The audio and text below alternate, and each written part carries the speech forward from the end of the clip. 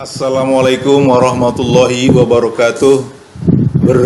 Berjumpa kembali dengan saya Buniyani dan juga dengan Pak Ple Priyatna, seorang diplomat senior yang kini sudah purna tugas. Kita seperti biasa akan ngobrol-ngobrol mengenai berbagai macam hal mengenai politik luar negeri Indonesia, Pak Ple, seperti biasa. Nah, hari ini kita akan berbicara satu hal yang masih sangat hangat, mengenai masuknya Indonesia menjadi anggota BRICS. Itu Pak Priyatna.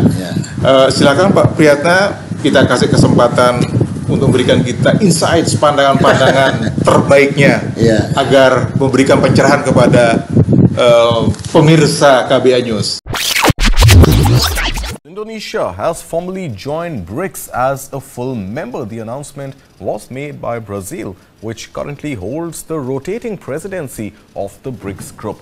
Welcoming Indonesia into the group, Brazil emphasized Indonesia's will to reform the institutions of global governance and contribute positively to cooperation within the global south. BRICS was created in 2009 by founding members Brazil, Russia, India and China. South Africa joined the following year. Indonesia will formally join BRICS as a full member, further expanding the group of major emerging economies. The bloc's 2025 chair, Brazil, said in a statement that member states approved Indonesia's entry by consensus as part of an expansion push initially endorsed at the 2023 BRICS summit in Johannesburg. But Indonesia requested to formally join after last year's presidential election. In 2014, when I started my attempts at running for president of Indonesia, I did announce that when I become president of Indonesia, I will bring Indonesia to join BRICS. So that was when 20th of October I was installed. 21st I sent my foreign minister. We think that this will be a significant new element in the global economy.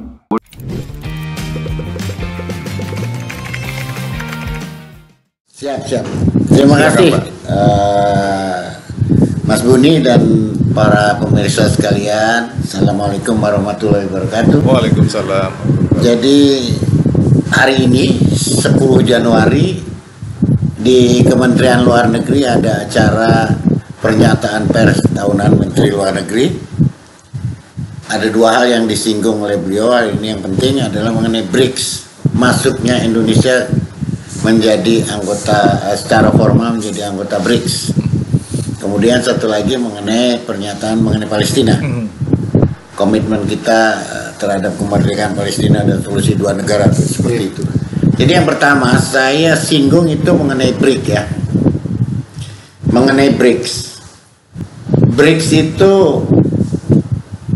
kita paham apa yang disampaikan oleh Pak Sugiono Menlu, yang disampaikan oleh Dewan Ekonomi Nasional Pak Luhut, Ibu Mari Pangestu dan rombongan Dewan Ekonomi itu.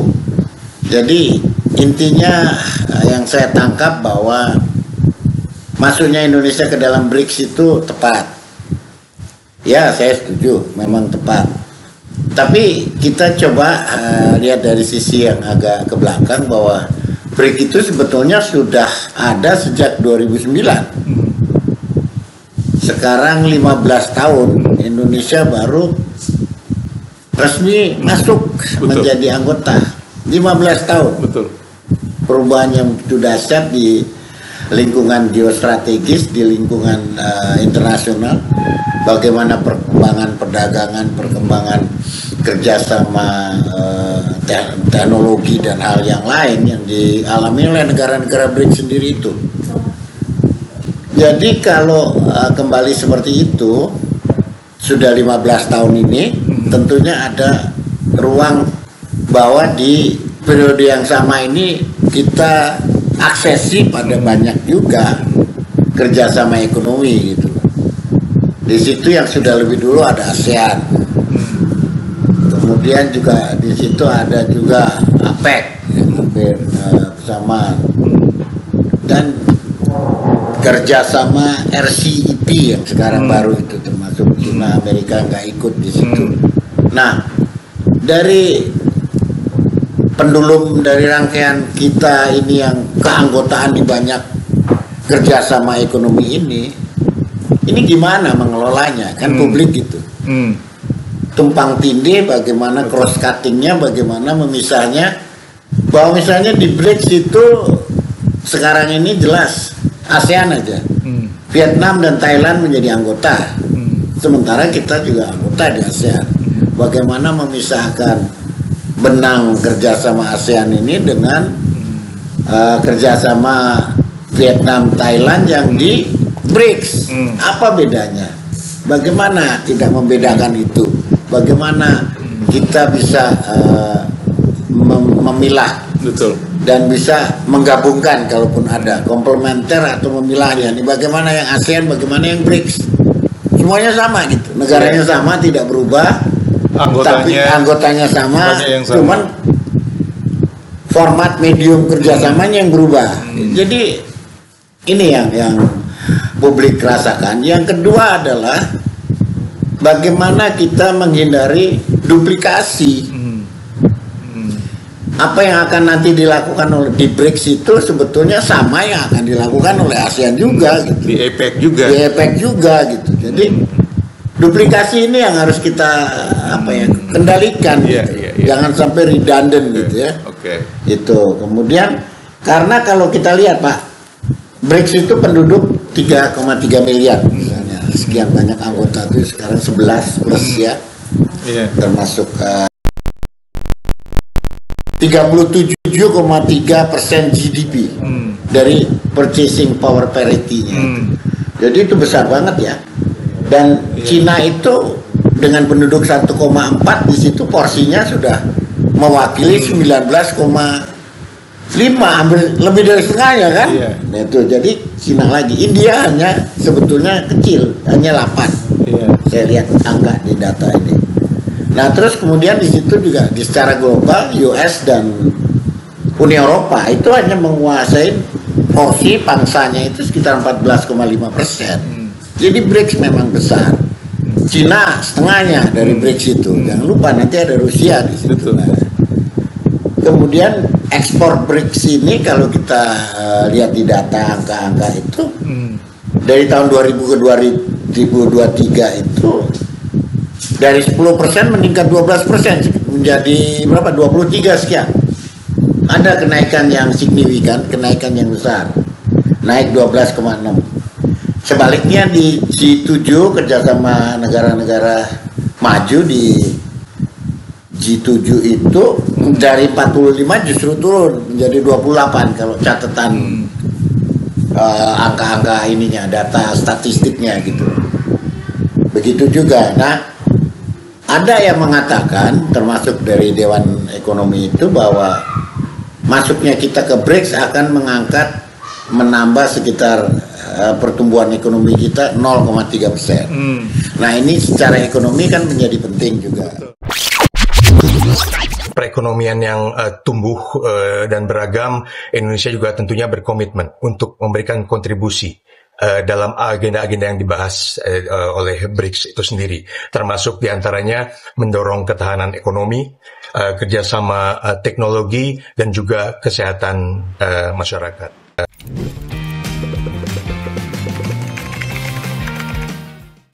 Itu menjadi penting. Nah, isu yang kedua yang dari BRICS ini, itu yang menjadi menguat itu kan kemarin ancaman Trump. Donald Trump akan menaikkan tarif 100%. Betul, bila BRICS, ya. Anggota BRICS bisa melakukan permufakatan ini dalam kerjasama baru BRICS ini akan diancam itu. Kita lihat nanti. Tapi kalau dari fenomena kenapa kita masuk ke BRICS dengan langkah adalah bagian dari dedolarisasi, dari bagian dari produk menggunakan local currency untuk perdagangan, itu sebetulnya tidak bisa dedolarisasi ini dikatakan sudah cukup berhasil. Nggak bisa, karena cadangan devisa, currency reserve, dan uang yang beredar itu masih dikuasai oleh dolar Amerika. Betul. 58,41% dunia ini masih menggunakan cadangan mata uang dolar. Betul. Kemudian cadangan mata uang yang digunakan untuk perdagangan dan lain-lain itu masih juga euro 19%. Yen sekitar 5,7% masih. Dan pound sterling itu yang paling sedikit juga 4,84%. Jadi kalau dari angka ini sebetulnya juga masih dolar, karena kalau dari catatan Amerika sendiri ya, dari Federal Reserve US ini, bayangkan aja perdagangan menggunakan mata uang dolar per harinya itu masih mencapai 6,6 triliun US. Dunia itu menggunakan US dollar. Kemudian euro itu sekitar 2,3 per hari. Iya. Triliun. Yen 1,2 triliun. Pound sterling 968 miliar dolar ya.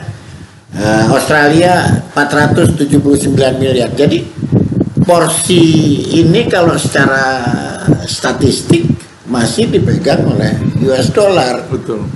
Jadi message yang disampaikan oleh Trump juga menurut saya adalah pesan yang ketidaksukaan terhadap upaya negara-negara berkembang untuk menggunakan kerjasamanya di antara negara berkembang. Betul. Itu selalu kan. Ini kalau saya percaya tidak seperti ekonomi itu bilang bahwa ini bukan global south, ini menurut saya global south. Kekuatan selatan kalau dulu yang selalu kita tampilkan dengan platform politik bebas aktif kita, agar kita tidak tergantung kepada satu kutub barat yang menciptakan semua arus pertumbuhan, arus perdagangan, arus investasi, kan itu. Nah di pola yang sekarang ini dengan BRICS ini sebetulnya kan kita coba mengurangi ketergantungan kita pada barat itu. Bisakah Afrika Selatan dengan Brazil dengan Cina ini cukup menggantikan dominasi sebagian negara barat? Itu menurut saya sangat menggairahkan gitu kalau memang kita konsisten. Tapi kan tadi anggotanya ini ada anggota ASEAN, ada anggota APEC yang sama, yang kita melakukan gerakan baru di dalam nama BRICS, yang sebetulnya isinya negaranya sama. Tumpang tindihnya ini besar. Nah, bagaimana negara saatnya mampu mengelola ini, memilah ini tuh bagaimana sih?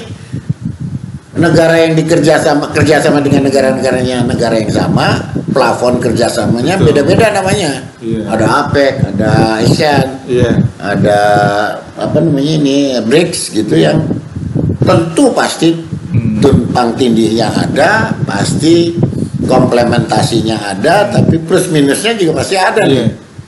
Bergerak nanti kalau yang maju Thailand dengan Vietnam dalam konteks ASEAN, apakah itu otomatis disebut juga keberhasilan dalam kerjasama BRICS? Nah itu. Jadi kalau nggak salah baca saya, kalau mendengar penjelasan Pak Plit tadi, itu kelihatannya memang kita bangsa Indonesia masih harus mendefinisikan lebih tajam lagi keanggotaan kita di BRICS itu agar lebih maksimal, karena kita sudah ikut di banyak organisasi yang anggotanya sama. Nah kalau masuk di BRICS mestinya kita nambah, ada yang tidak kita dapatkan di ASEAN, yang tidak kita dapatkan di APEC. Betul Pak ya. Jadi ini penting ya buat kita semua, bahwa ternyata memang menjadi anggota itu bagus, tetapi memang harus dipikirkan memang apa utilitasnya ya, jadi biar ikut antusiasme ikut dengan segala banyak permufakatan ekonomi, kerjasama ekonomi ini, bagaimana memilah hasilnya gitu. Iya. Ini hasil ASEAN atau hasil APEC atau hasil BRICS atau hasil yang di luar Betul. itu semua. Gimana cara ngukurnya? Gimana gitu. cara mengukurnya dan bagaimana proporsinya itu kita bisa lihat. Tapi ekonom biasanya bisa lah ya. Iya, Itu mudah-mudahan. biasanya, itu jadi. Tapi juga satu lagi tambahan saya sebelum berakhir, bahwa di dalam BRICS ini, kalau tidak salah adalah Johannesburg Declaration ya, deklarasi Johannesburg itu. Afrika Selatan. Afrika Selatan itu tidak semata-mata soal ekonomi, tidak semata-mata sustainable development, tidak semata-mata green economy, tapi ada aspek politik di situ, kerjasama politik.